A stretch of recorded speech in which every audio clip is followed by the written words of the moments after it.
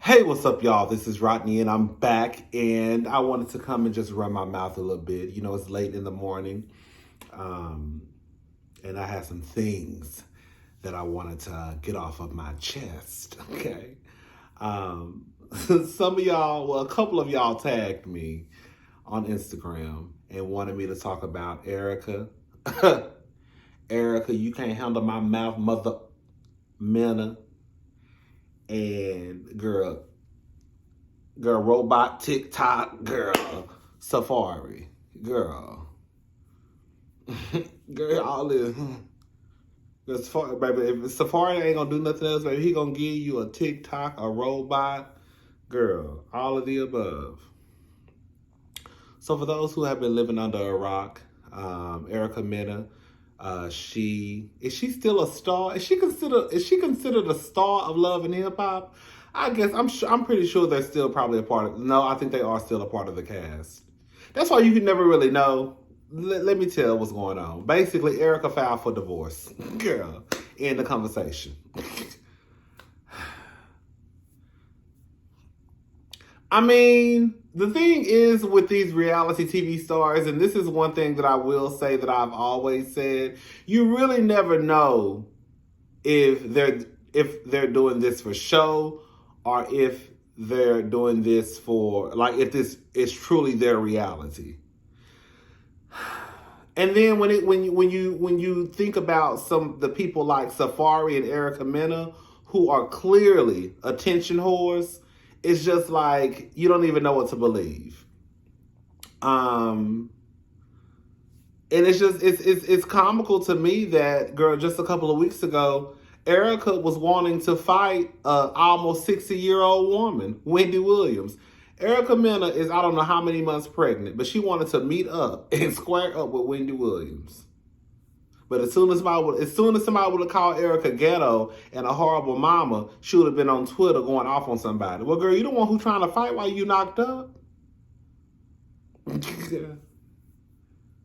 You mad at Wendy. You mad at Wendy, and all Wendy said was basically, girl, learn how to co-parent or just get a divorce. And you got online going off.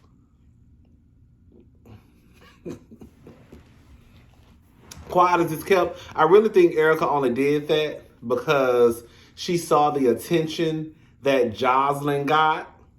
And a lot of people, you know, were siding with Jocelyn. Remember when Jocelyn appeared on the Wendy show and they kind of like had like a little shady moment? Nothing too, you know, dramatic, you know, but it was just a little, you know, Jocelyn said what she had to say. Wendy threw some flowers at the TV screen, and girl, that was the end of it. I really think a part of me believes that Erica, responded the way that she responded to Wendy because she thought that she was going to get the response that Jocelyn got, and she did not.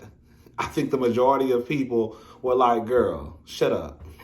And this is coming from somebody who actually used to love Erica Mena. Like, I never was a real big Love and Hip Hop New York fan. I know the cast members. I've watched some seasons before. But, like, I think New York was the first one, right? And then I think Atlanta followed suit, I believe. But, like, my sister, she used to be into New York, right? And she used to be into Atlanta. But I was always loving Hip Hop Atlanta. But the times that I would see Erica, like, she was like my favorite one because I liked her mouth. But now it's like, Erica, we don't care. Girl, we don't care. Girl, we don't care.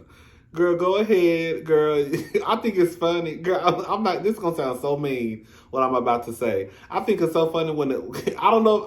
I'm assuming women do this because, I don't know. I feel like when women rush to, like, I want full custody, girl, you don't have to rush. These niggas ain't gonna fight you over the full custody. I'm so sorry. Girl, y'all be rushing to the courthouse to file papers for full custody. Girl, they not gonna fight you over the full custody of them goddamn children.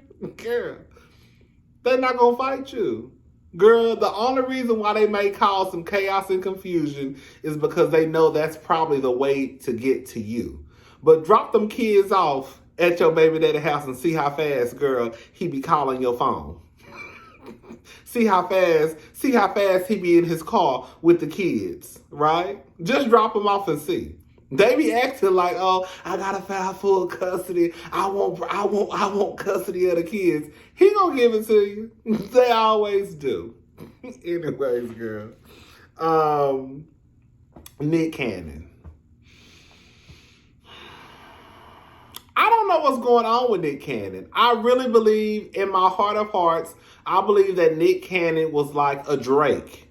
Like, to me, Drake and Nick Cannon were the type of dudes back in the day that probably had a girlfriend or two, but never really just got no pussy like that. Like, I really don't think that, like, Drake didn't really start getting no pussy till like, when Drake was Aubrey, he wasn't getting no coochie.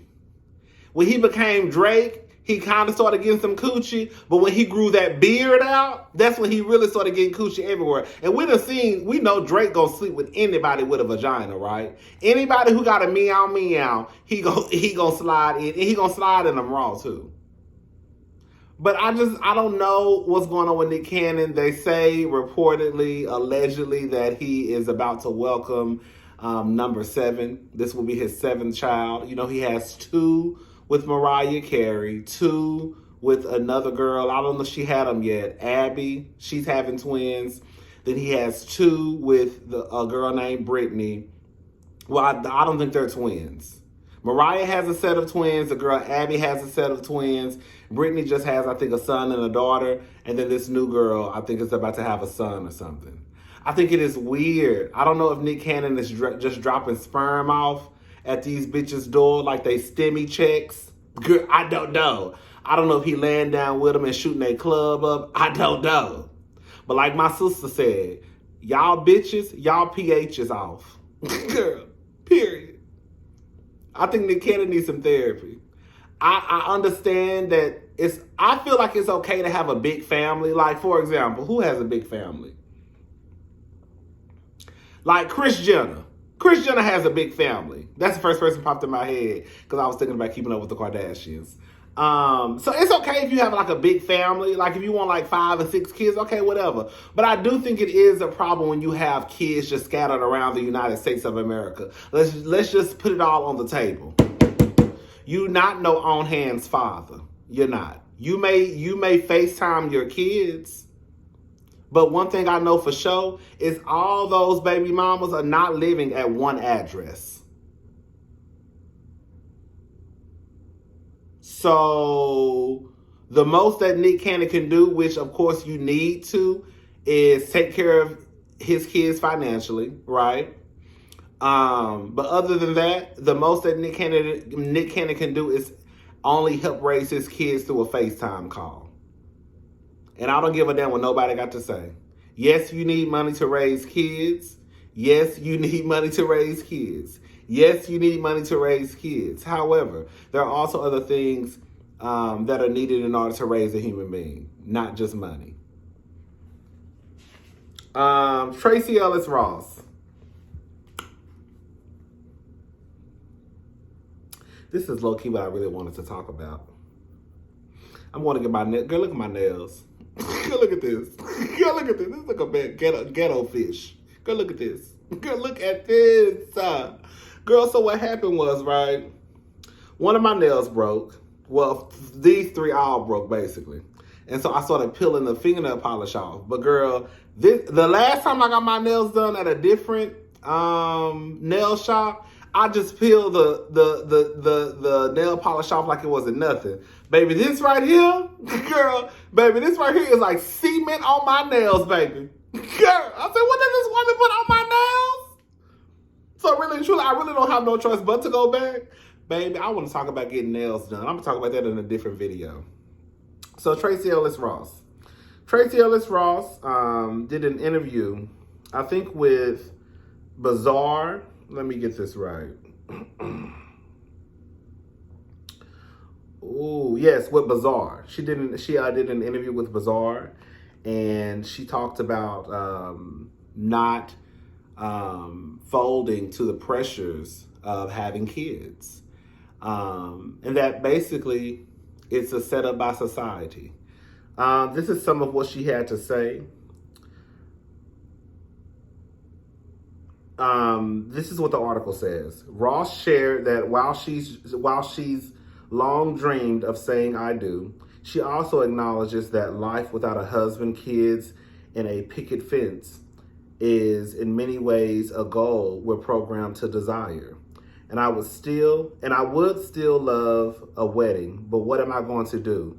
Just sit around waiting? Shut up. I've got many things to do. You know, we've had this conversation before a few times on my channel. And it wasn't until I had my niece. I ain't had nothing. It wasn't until my sister had my first niece. And I remember I had bought her a baby doll. And I remember her laying on the couch. And she was probably like, girl, I don't know, 3 or 4 months old, girl. Not old at all, girl. Well, she's only 6 now. I'm acting like she's 25. But at the time, she was only like a few months old. And I remember just looking over at the couch, and I was like, this is weird. Like, why does my niece have a baby, like, sitting beside her? And then I just started to see things that I guess I never really noticed before. I would be at work, and I would see, like, little girls at walking through the Galleria Mall, like, just pushing strollers, right? Pushing strollers with babies in the strollers. I'm talking about 4-year-old girls pushing a stroller. And I remember one time I got online. I think this was on the Shade Room, Jasmine Brand, or some blog. And I made a comment about women being basically programmed to know from birth that you're gonna have kids, you're gonna cook and clean. Because when you think about it, boys, y'all don't buy them dolls. Y'all don't buy them baby dolls. Y'all don't buy them strollers. Y'all don't buy them kitchens. Y'all don't buy them easy bake ovens. And so that was the last time I bought. Now I bought like Barbie dolls and stuff for my nieces, but like a baby doll, absolutely not. And I remember I had this conversation with my brother-in-law, and he was on the same page as me. Like, he does not like it. He does not like that. He was like, if my kids have kids, they're going to have kids because they want to have kids, not because, we've programmed them or put in their mind like they need to have kids because of X, Y, and Z. Everybody don't want kids. And I know that it's a completely different ball game for women. I remember I got into, not an argument, but I got into a conversation with 2 of my coworkers. It was a straight guy and a straight girl. And they called me selfish for not one, because I was like, I don't want no kids. I used to say that I wanted kids, but I think the only reason why I wanted to have kids was because I felt that was a way for people to think that I wasn't gay. So I wanted to have kids. So because I felt like if I had kids, people would stop thinking I was gay. Girl, yeah. Girl, this gay world, baby, I'm telling y'all, girl, you be trying to come up with any type of reason to not be gay or to have people not think you gay. And so once I got past the like, girl, do you really want kids? No, you don't want kids. And, I have to say that I absolutely love my life. And when I think about what I feel is going to happen as far as career-wise and money-wise, I cannot wait. I cannot wait to be a top YouTuber and be bringing in coin. And girl, I'm single and free and ain't got no kids and I can go when I want to go. Like, y'all don't understand. Like, girl, I'm going to Atlanta. I'm going to Atlanta this weekend for Memorial Day weekend, girl. Me and my sister, girl, we fully vaccinated. Hey, Nate Love, spell the ghetto way. But yeah, I'm going to Atlanta this weekend, girl. And it's just like, I love the fact that I can get up and go when I want to get up and go. I just love it. I don't think that some people think about when they have kids, like kids, that ain't nothing you can just take back to the stove. Girl, once you have them, mama. I mean, you have options. But I also think too, not to get too deep, I also think too that for some people, because a lot, girl, I'm not. Let me shut up. Okay, I'm gonna say it. Some people are horrible parents. We just gonna go ahead and put it out there. Some people are horrible parents. Some people are horrible parents because of family curses or because they were not brought up the right way or whatever the case may be. But at the end of the day, some people are horrible parents. I think that for some people who have kids, this may sound weird, especially coming from someone who does not want kids. I do think, when I lay back and think about some people who have kids, I think that you should look at it, not to get too deep. I do think you should look at it like as a blessing, for God or for whoever, the universe, to kind of choose you to be this person. Whether it was through adoption, whether it was through, girl, your daughter, you taking care of your daughter kids or your nephew kids, whether you're a parent or a guardian or whatever, whether you birth the kids or not, it doesn't matter. Like, if you are a parent or a guardian, it's almost kind of like you were like low-key chosen to mold this human being into something that's possibly great. I know I got real, like, girl, what is he talking about, girl? Like, I just think, like, again, like, even though I don't want kids, I think that some people, you should look at your life if you have kids, like, girl, like, you could really be that person that molds these children into like something spectacular.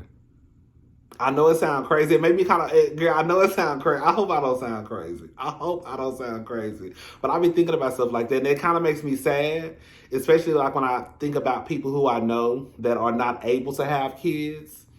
Well, I'll say they're not able to biologically have kids, because I guess they may have the option of adopting or whatever, but it kind of makes you, because I know some people that would make spectacular parents and someone who would do a great job at raising kids, and they may never even have the opportunity.